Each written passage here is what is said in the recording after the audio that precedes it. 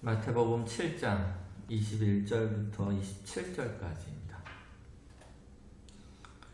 마태복음 7장 21절에서 27절 저하고 교독하겠습니다. 나더러 주여 주여 하는 자마다 다 천국에 들어갈 것이 아니요 다만 하늘에 계신 내 아버지의 뜻대로 행하는 자라야 들어가리라. 그날에 많은 사람이 나더러 이르되 주여 주여 우리가 주의 이름으로 선지자 노릇하며 주의 이름으로 귀신을 쫓아내며 주의 이름으로 많은 권능을 하지 아니하였나이까 하니 그때에 내가 그들에게 밝히 말하되 내가 너희를 도무지 알지 못하니 불법을 행하는 자들아 내게서 떠나가라 하리라. 그러므로 누구든지 나의 이 말을 듣고 행하는 자는 그 집을 반석 위에 지은 지혜로운 사람 같으리니 비가 내리고 창수가 나고 바람이 불어 그 집에 부딪히되 무너지지 아니하나니 이는 주추를 반석 위에 놓은 까닭이요 나의 이 말을 듣고 행하지 아니하는 자는 그 집을 모래 위에 지은 어리석은 사람 같으리니 그렇죠?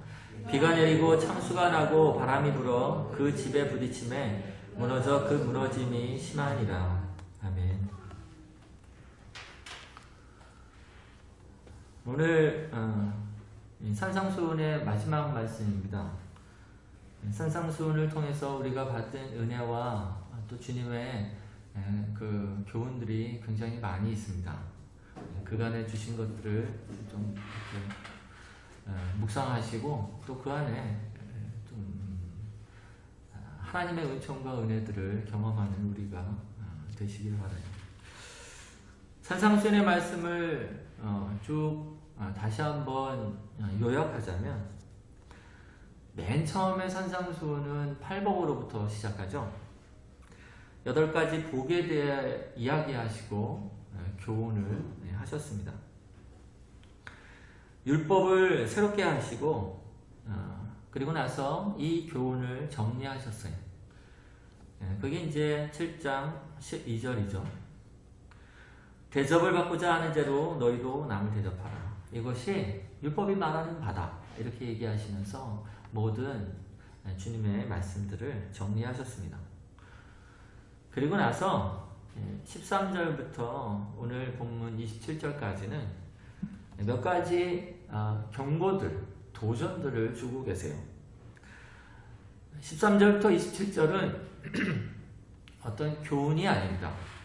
도전이고 경고예요.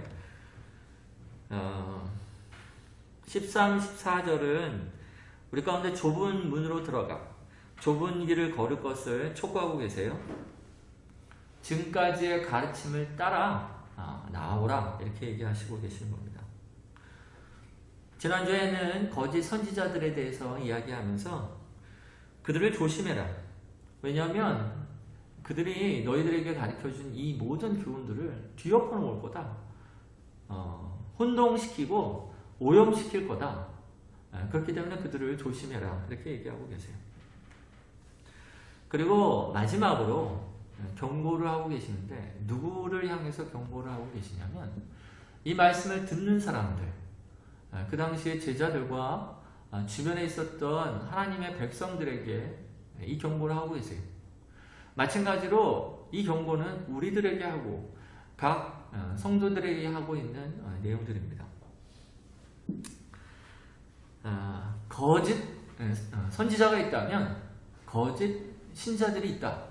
너희들이 거짓 신자들이 되지 말라. 깨어서 자기 신앙을 점검하고 스스로 자신에게 속지 말라. 이렇게 얘기하고 계신 본문이에요. 남에게 속지 않는 것이 어렵기는 하지만 자기에게 속지 않는 것보다는 쉽습니다. 자기의 신앙에 대해서 속는 사람들이 많습니다. 이만하면 괜찮은 거 아니야? 그래도 저 사람보다는 내가 낫지. 이렇게 생각하는 게 굉장히 많아요. 우리는 부지불식간에 우리의 신앙을 과대평가하는 경우들이 많습니다. 우리는 우리가 객관적일 거라고 생각하지만 절대로 객관적이지 않고 주관적입니다. 잘 아셔야 돼요. 여러분은 주관적입니다. 왜냐하면 여러분이 판단하기 때문에 그래요. 여러분의 잣대로 여러분 자신을 보는 것은 객관적일 수 없습니다. 그냥 주관적인 겁니다. 자기를 자기의 판단으로 판단하지 않고 다른 사람의 판단으로 판단해야 돼요. 다른 사람의 판단을 넘어서 하나님의 기준을 가지고 우리를 판단해야 합니다. 그렇지 않으면 우리는 우리 자신에게 속을 가능성이 높아요. 주님의 말씀을 따라 우리 자신을 판단하고 그 판단이 우리 자신이 하나님을 따를 수 있도록 하게 합니다. 오늘 본문에서 우리 가운데는 기준을 주고 계시는 주님을 만날 수 있어요. 주님이 이 기준들을 우리 가운데 주실 때 우리가 불편할 수밖에 없습니다. 민망할 수 있어요. 부끄러울 수 있습니다. 하지만 지금 저와 여러분이 불편하고 또 민망하고 부끄러운 게 차라리 낫습니다. 마지막 때에 주님 앞에 서서 불꽃 같은 눈으로 우리를 심판하시는, 불꽃 같은 눈으로 우리를 판단하시는 그 판단 앞에서 후회하면 그때는 돌이킬 수가 없어요. 어떤 시험을 보는데 모의고사를 망치는 게 차라리 낫습니다. 모의고사 때 좀 성적이 안 났다고 막 기분이 안 좋고 막 그러면 본고사 때 어떻게 하려고 합니까? 오늘은 사실은 모의고사예요. 저와 여러분이 주님의 말씀 앞에 냉철하게 서면 설수록 사실은 주님의 심판대 앞에 우리는 덜 부끄럽고 덜 민망하게 될 거예요. 덜 불편하게 될 겁니다. 하나님 앞에서 이 말씀으로 이렇게 진단받고 비춤을 받는 이 시간이 되기를 주의 이름으로 축원합니다. 오늘 본문에서 우리 가운데 예수님은 한 비유를 들고 계세요. 두 종류의 집이 나옵니다. 한 집은 무너지지 않는 집입니다. 비가 내리고 홍수가 나고 바람이 세차게 불어도 그 집이 무너지지 않았어요. 왜냐하면 반석 위에 지은 집이었기 때문이었습니다. 또 하나 집이 나오는데 그 집은 비가 오고 홍수가 차고 세찬 바람이 불어서 그 집을 흔들었을 때 이게 무너지게 됐습니다. 알고 보니까 모래 위에 지은 집이었어요. 여러분, 집을 짓는 건축가들이 이야기를 볼 때 이거는 말도 안 되는 얘기입니다. 모래 위에 집을 짓다니. 일반적인 사람들도 이거는 도저히 납득할 수 없는 그런 행위였어요. 아마도 이 비유를 듣고 있었던 예수님 주변에 이렇게 모여들었던 사람들도 이 이야기를 들을 때 이렇게 고개를 흔들면서 혀를 찼을지 모르겠습니다. 말도 안 돼. 모래 위에 집을 짓다니. 당연히 하지 말아야 할 것을 했네. 그러니 무너지는 게 당연하지. 이렇게 얘기했을 거예요. 근데 여러분, 그리스도인들이, 하나님의 백성이라고 하는 사람들이 이 말도 안 되는 일을 하고 있는 겁니다. 여러분, 저와 여러분이 말도 안 되는 일들을 지금 하고 있는 거예요. 다 무너질 집을 짓고 있는 거예요. 우리 스스로를 한번 평가해보고 이 말씀 앞에서 벗어날 수 있는지 한번 평가하는 시간들이 되길 바랍니다. 내가 내 평생에 믿음의 집을 짓고 내 평생에 내 신앙의 집을 짓는데 나중에 잘 지었다 이렇게 얘기할 수 있는 집인지 아닌지 한번 평가해봤으면 좋겠습니다. 주님께서는 가능성 없는 일을 얘기하고 계시는 게 아니라는 것을 기억해야 합니다.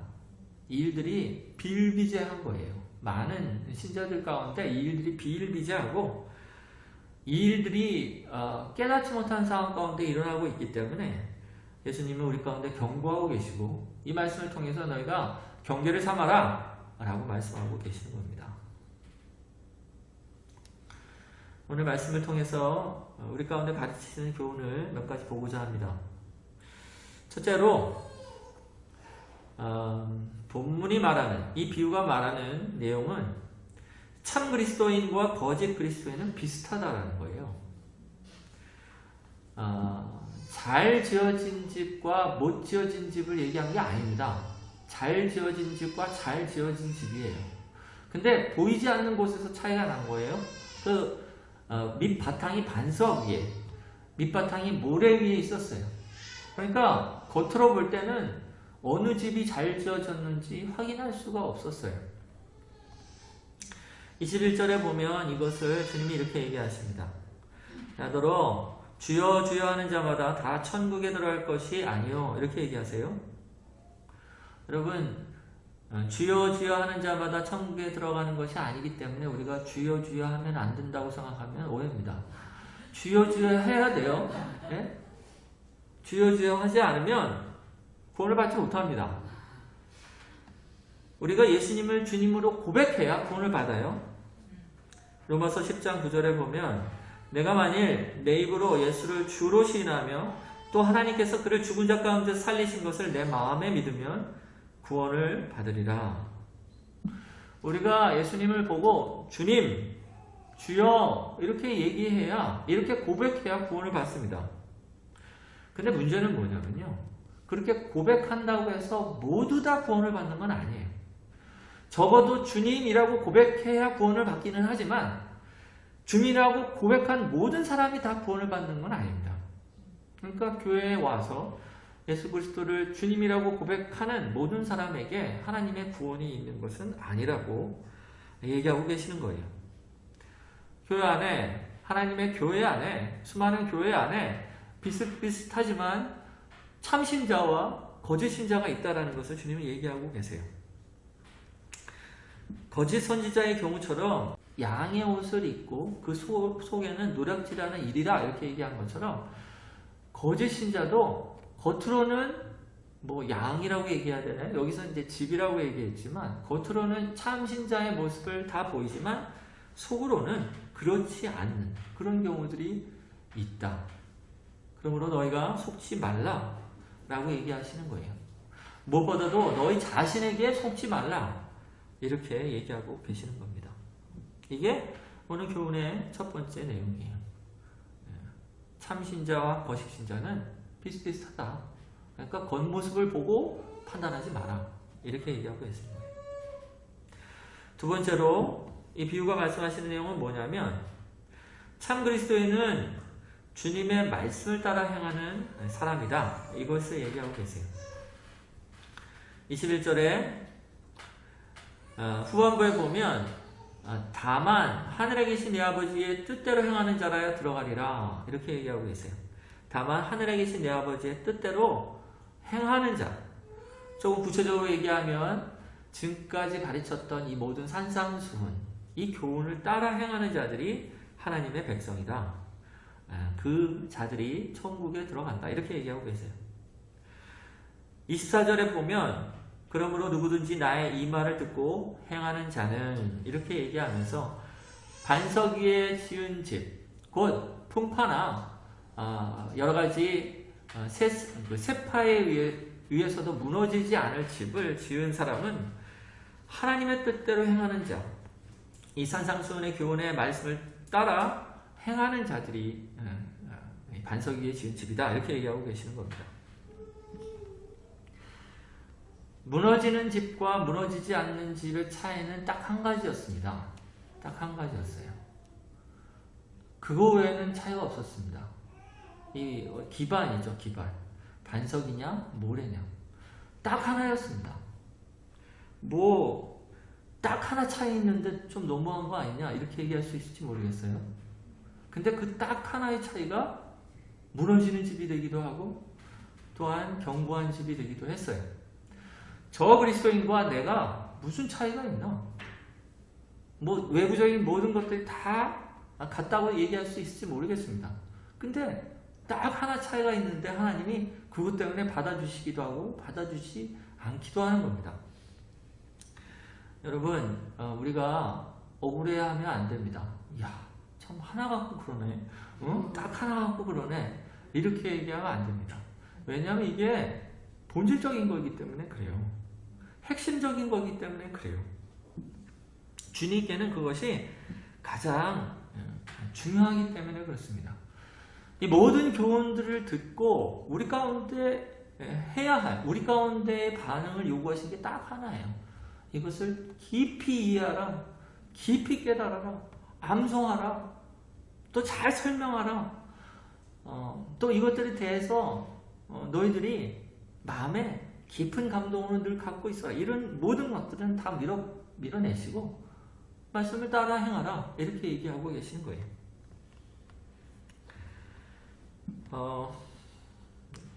우리가 주님의 말씀을 따라 행하는 자들이 천국에 간다라고 얘기하니까 사도 바울이 얘기하는 믿음으로 말미암는 구원과 좀 다르다 이렇게 얘기할 수 있을지 모르겠어요. 좀 다르지 않나?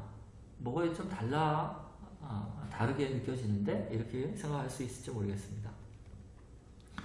다시 말하지만 산상수훈은 독립적으로 보면 안 되는 내용입니다. 절대로 산상수훈만 가지고 우리 가운데 적용하면 우리는 100% 실패하는 내용이 산상수훈입니다. 산상수훈에는 맨 앞에 팔복이 딸려 있어요. 팔복은 우리 가운데 명령이 아닙니다. 맨 처음에 제가 얘기했고 또 종종 얘기하지만 팔복은 우리 가운데 이것을 이렇게 해라 라고 얘기하시는 게 아니에요. 너희들 가난한 마음을 가져라 이렇게 얘기하고 있지 않아요. 애통한 마음을 가져라 이렇게 얘기하고 있지 않아요. 그냥 가난한 자는 복이 있다 라고 얘기하는 서술어예요. 그렇다라는 거예요. 그렇다라는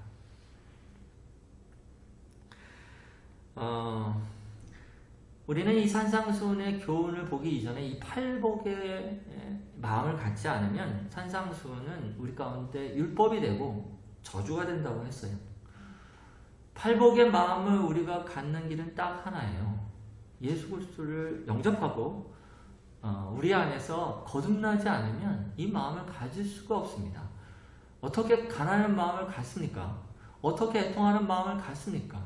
어떻게 의에 줄이고 목마른 마음을 갖습니까?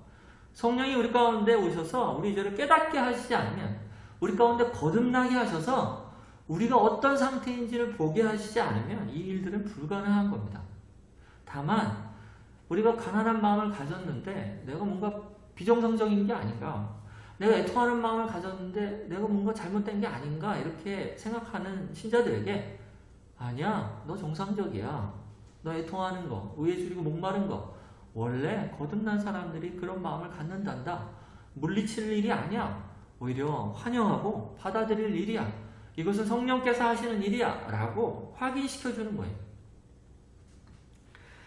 우리가 거듭나게 될 때 하나님 나라를 볼 수 있다 이렇게 얘기하고 계세요. 심령이 새로워지지 않고는 교훈을 따를 수가 없습니다. 겉으로 따르는 것이 아니라 속으로 심정으로 따르라고 말씀하시는 것이 산상수훈이기 때문에 그래요. 우리가 예수님을 구세주와 주님으로 영접해야 우리가 거듭납니다. 그리고 거듭날 때 우리는 성령을 받아요. 성령 안에는 새 마음을 주시겠다는 약속이 있습니다. 에스겔서 36장 26절에 또 새 영을 너희 속에 두고 새 마음을 너희에게 주되 너희 육신에서 굳은 마음을 제거하고 부드러운 마음을 줄 것이며 이렇게 얘기하세요. 우리는 팔복을 통해서 내가 거듭나지 않고는 이 마음을 가질 수가 없고 내가 거듭나지 않고는 주님의 교훈을 따를 수 없다는 것을 부딪히게 돼요. 그러니까 오해하지 말아야 돼요. 우리가 구원받았다는 것은 그냥 단순히 어떤 원리를 받아들이는 게 아니라는 거예요. 새 생명을 받은 얘기입니다. 우리가 구원받았다는 것은 예수 믿으면 천국 간다, 예수 믿으면 구원받는다는 어떤 원리, 이 원리를 받아들이고 영접한 게 아닙니다. 이걸 고백하고 내 것으로 만들어도 곧 거듭나지 않으면 우리는 하나님 나라의 백성이 되지 못합니다. 구원은 생명의 변화를 얘기해요. 다시 태어났다. 하나님의 생명으로 다시 태어나서 이제 새로운 삶을 살게 되었다는 것을 얘기하고 있습니다. 그리고 새로운 생명을 가지고 살아가는 사람들 가운데 있는 가이드라인으로서 이렇게 살아라 라고 얘기하시는 게 바로 이 산상수훈이에요. 그렇기 때문에 거듭나지 않은 사람이 산상수훈을 따를 수 있습니까? 없습니까? 절대로 할 수가 없어요. 산상수훈의 교훈을 아무리 믿지 않는, 거듭나지 않은 사람들 가운데에는 지킬 힘도 없고 지키고자 하는 마음도 생겨나지 않아요. 이게 아무리 옳은 것 같이 보이고 아무리 이것이 세상 가운데 평화를 줄 것 같이 보여도 그들에게 적용할 수 있는 내용이 아닙니다. 반대로 거듭난 자들 가운데는 산상수훈이 자연스러운 일이 돼요. 산상수훈의 교훈이 좀 껄끄러워도 사모할 만한 것이 돼요. 산상수훈의 교훈을 사랑하게 돼요. 이 교훈을 따라갈 때 어떻게 되냐면 성령이 주시는 기쁨을 누리게 됩니다. 산상수훈의 말씀을 지키면 지킬수록 주님이 더 가깝게 다가오시고 그분과 더 친밀한 교제 가운데 나아가게 하기 때문에 산상수훈을 점점점 사랑하게 되는 게 이 거듭난 사람들 가운데 있는 특징입니다. 그렇기 때문에 이 산상수훈의 교훈을 따르지 않고 구원받은 자, 나는 구원받은 사람이다 이렇게 생각하는 사람은 속고 있다라는 거예요. 너희들이 행하지 않는데, 이 교훈을 따라 행하지 않는데 어느 순간 풍파가 오고 어느 순간 바람이 불고 어느 순간 홍수가 나면 고스란히 드러난다는 겁니다. 여러분, 성경에서는요, 죄를 지속적으로 짓는 사람들 가운데 천국이 보장되어 있지 않습니다. 갈라디아서 5장 19절에서 21절에 보면 육체의 일은 분명하니 곧 음행과 더러운 것과 호색과 우상숭배와 주술과 원수 맺는 것과 분쟁과 시기와 분냉과 당짓는 것과 분열함과 이단과 투기와 술취함과 방탕함과 또 그와 같은 것들이라. 전에 너희에게 경계한 것 같이 경계하노니 이런 일을 행하는 자들은 하나님의 나라를 유업으로 받지 못할 것이라. 이러한 육체의 일을 행하는 자들은 뭐라고 얘기했습니까? 하나님 나라를 유업으로 받지 못한다고 했어요. 나는 믿음으로 구원받은 줄 알았는데요. 그렇지 않다라는 거예요.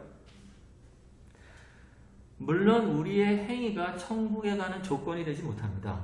우리는 믿음으로 천국에 가요. 아멘? 아멘? 우리는 믿음으로 천국에 갑니다. 근데 우리가 가진 그 믿음, 이 믿음이 뭐냐라는 거예요. 이 믿음은 거듭난 자 가운데 있는 믿음이고, 거듭난 자는 반드시 하나님의 뜻을 따르고 싶은 마음이 생길 수밖에 없다라는 거예요. 어떤 결과들을 갖게 돼요. 우리가 하나님의 백성이 된 것은 우리가 나기도 전부터입니다. 태초에 우리를 하나님의 자녀로 선택하시고 예수 그리스도를 이 땅 가운데 보내셔서 우리를 구원하시기로 작정하신 것은 태초예요. 우리가 나기도 전이었습니다. 이 말은 우리의 어떤 행위로 우리가 구원받는 것이 아니라 하나님의 뜻 안에서 우리를 구원하신다라는 걸 얘기하고 있어요. 그래서 우리가 우리의 행위 때문에 우리의 구원을 잃어버릴까 봐 두려워하지 않습니다. 하지만 우리의 행위는 증명수단이 돼요. 우리의 행위는 우리의 믿음이 있는지 없는지를 드러내는 하나님 앞에서의 증거가 됩니다. 그래서 심판받을 때 하나님 심판대에서 우리에게 보시는 게 뭐냐면 우리의 믿음을 보시지 않아요. 너 믿음이 있니? 예, 있는데요. 이렇게 믿음을 물어보시지 않고 어떤 삶을 살았니? 이렇게 물어보시고 심판하십니다. 심판대 앞에서 우리의 믿음의 증거를 갖고 산 사람들에게 그 믿음의 증거 때문에 우리를 받아들이기도 하고 받아주지 않기도 합니다. 만약에 우리가 진짜로 거듭났다면 우리 가운데는 반드시 증거들을 보여주는 삶을 살아갈 수밖에 없다라는 겁니다. 예전에 어떤 분을 만난 적이 있어요. 그분은 자기를 그리스도인으로 생각하시는 분입니다. 헌금도 하셨어요.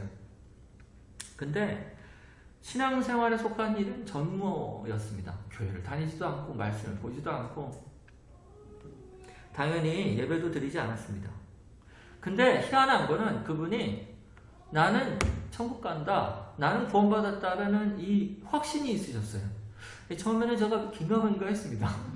이게 긴가민가, 이분이 정말 구원받았나 안 받았나 이렇게 긴가민가 했습니다.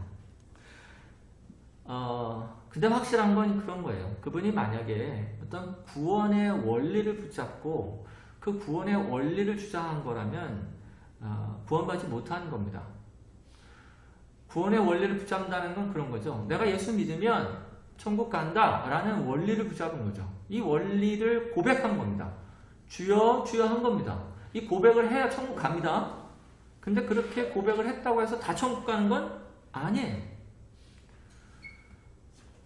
그분이 만약에 그냥 과거에 한번 내린 결정, 이것으로 자기가 천국을 갈 수 있다라고 생각한 것이라면 오늘 본문이 얘기하는 주님께서 말씀하시는 이 어떻게 보면 저주의 말씀, 이 심판의 말씀을 그날에 듣게 될지 모르겠습니다. 우리는 과거에 어떤 한 번의 결정에 의해서 천국을 가는 게 아닙니다. 어떤 원리를 받아들여서 천국에 가는 게 아니에요. 거듭나서 그 생명으로 살아가느냐에 따라서 천국에 갑니다. 이거는 당연한 일이고 그렇게 될 수밖에 없는 일이라고 주님께서 말씀하고 계시기 때문에 그래요. 우리가 예수님을 주로 시인하죠. 주라는 게 뭡니까? 그분이 주인이라는 거예요. 주님 그랬는데 그분의 뜻을 안 따라요. 그러면 말만 한 거죠. 주님하고 그분의 뜻을 따르지 않는 것을 어떻게 보면 주여 주여 한 것, 이것과 같은 것으로 얘기하는 겁니다. 여러분 베드로와 제자들이 그렇게 잘 주님을 따른 게 아닙니다. 졸았어요. 잘 졸고 야단쳤도 잘 못 알아듣고 하지 말라는 거, 왜 물 위를 걷고 하지 말라는 것도 하고 하여튼 사고도 치고 그랬어요.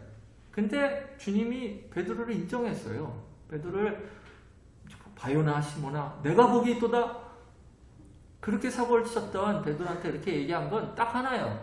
예수님을 베드로가 따랐습니다. 예수님을 쫓아갔습니다. 물론 이 산상수훈의 가르침을 완전하게 따라갈 수 있는 사람은 없습니다. 산상수훈의 가르침을 보면 볼수록 우리는 턱없이 부족한 사람이라는 것을 보게 돼요. 그렇기 때문에 산상수훈의 가르침은 어떤 기능을 하고 있는데 그게 뭐냐면 우리가 주님의 요구와 얼마나 멀리 떨어져 있는가를 보여주는 기능을 하고 있어요. 우리가 얼마나 우리 중심적인 죄인인지를 산상수훈을 통해서 보게 되는 겁니다. 왼편을 돌려대고 싶지 않은 거예요. 보복하고 싶은 겁니다. 원수는 사랑하기는커녕 하나님이 벌을 주셨으면 하는 마음인 겁니다. 우리가 산상수훈의 가르침 앞에서 당혹해하고 민망해하고 그래서 주님은 어떤 결과를 우리 가운데 요구하시냐면 가난한 마음을 요구하시는 거예요. 내가 이렇습니다. 내가 이런 죄인입니다. 그래서 나는 예수를 믿습니다. 그래서 나는 예수를 의지합니다. 오늘도 예수의 공로 외에는 내가 주님 앞에 설 길이 없습니다. 라는 이 결론에 이르도록 우리를 도전하고 계시는 거예요. 그리고 나서 이 산상수훈의 교훈을 그런 마음 안에서 순종해 나가는 거예요. 우리가 순종해 나가는 것은 불완전하고 또 불순종에 가깝지만 주님의 말씀을 따라서 그래도 그 은혜를 힘입어서 나아가는 것들을 주님이 받으세요. 우리의 순종 자체를 받으시는 것이 아니라 예수 그리스도를 의지하여 앞으로 하나님 앞으로 나아가는 그 예수님을 믿는 믿음을 보시고 우리의 순종을 받으시는 겁니다. 다시 말해서 우리의 온전함 때문에 우리의 순종을 받지 않으시고 예수 그리스도의 온전함 때문에 우리의 순종을 받으세요. 우리의 온전한 의 때문에 하나님 우리를 받으시는 것이 아니라 예수 그리스도의 온전한 의 때문에 우리의 순종을 받으시는 겁니다.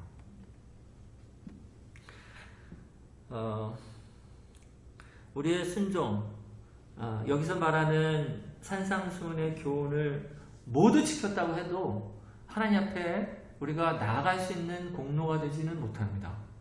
하나님의 얼굴을 이렇게 배울 수 있는 그런 사람이 되지 못해요. 우리의 불완전함 때문에. 늘 하나님 앞에 나아갈 수 있는 유일한 길은 그리스도 외에는 없습니다. 이것들을 감안하고 이것들을 기억하고 우리는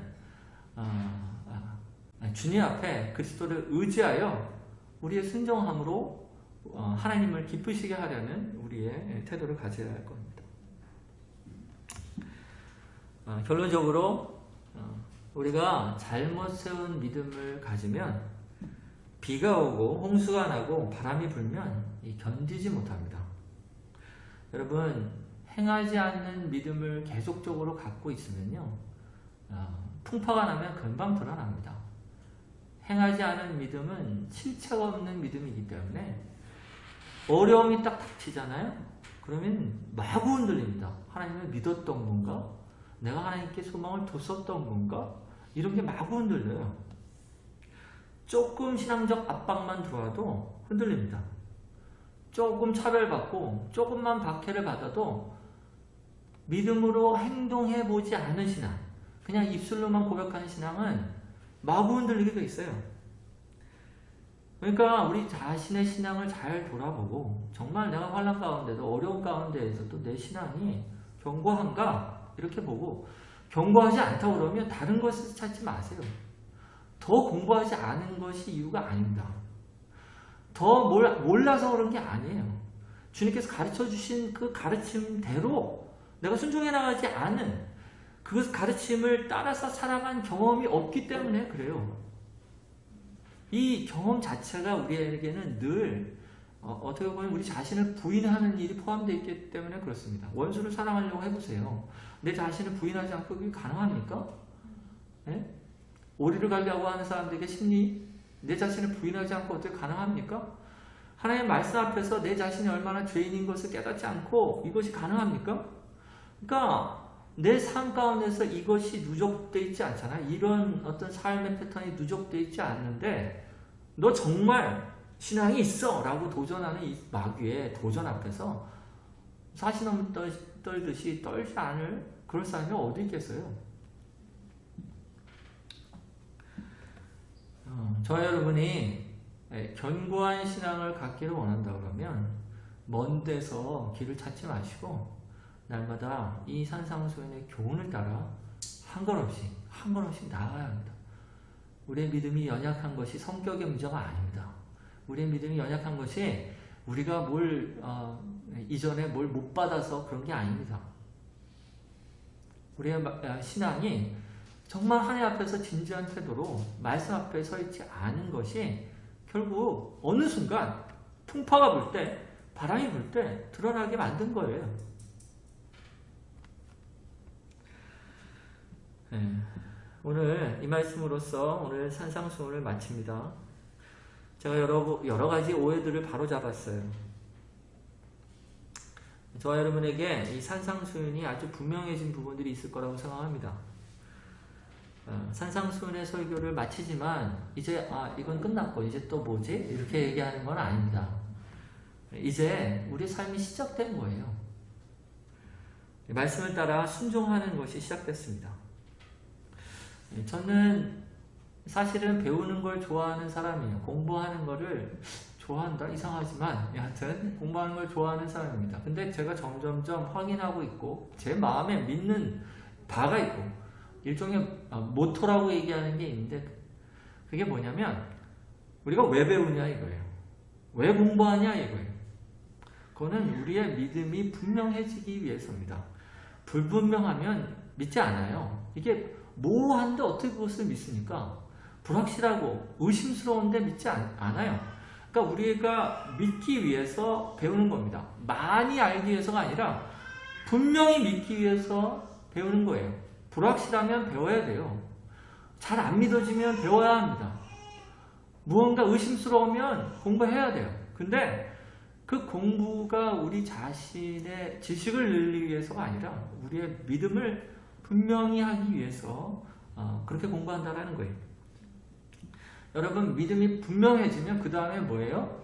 행하는 겁니다. 분명해진 믿음이 행함으로 이어지지 않는 경우는 없습니다. 믿지 않기 때문에 행하지 않는 거예요. 여러분 내가 여기서 10,000원을 투자하면 1억을 준대. 그럼 믿어지면 그걸 왜 10,000원을 안 줘요? 안 믿어지니까 에이 하고 안 주는 거지. 정말로 믿어지면 10,000원을 줍니다. 그 사람에게. 그럼 1억을 얻겠네? 이렇게 하고 줘요. 그러니까 우리가 안 움직이는 건 안 믿기 때문에 그래요. 정말로 확실히 믿기 위해서 우리는 배워야 하고 그리고 나서 정말로 믿어지면 우리는 자연스럽게 그냥 그것을 하고 있는 자신을 발견할 거예요. 말씀 열심히 배우십시오. 분명하게 하세요. 내가 아직 안 움직이고 있다 그러면 모르는 겁니다. 여러분이. 내가 말씀대로 잘 안 움직이고 있잖아요. 그러면 아직 모르는 거예요. 안 믿고 있는 겁니다. 그러니까 주님 판단하시는 거예요. 마지막 때. 너 안 믿었구나. 이렇게 판단하시는 거예요. 그래서 우리가 하나님의 말씀이 분명해지도록 잘 배우시고 그 받아들인 말씀이 분명해지면 이제 한 걸음씩 뛰세요. 용기는 믿음과 비례합니다. 정말로 믿어지면 그 다음도 용기가 생기게 마련이에요. 이건 성격의 문제가 아닙니다. 믿음의 문제예요. 이것이 우리 안에서 반복되면 반복될수록 우리는 우리의 신앙을 반석 위에 세운 견고한 신앙이 되게 될 겁니다. 비가 오고 홍수가 나고 또 바람이 차는 세상 가운데 우리가 살고 있습니다. 우리가 여기에서 정말로 흔들리지 않는 신앙으로 살아가게 되는 저와 여러분 되기를 주의 이름으로 축원합니다.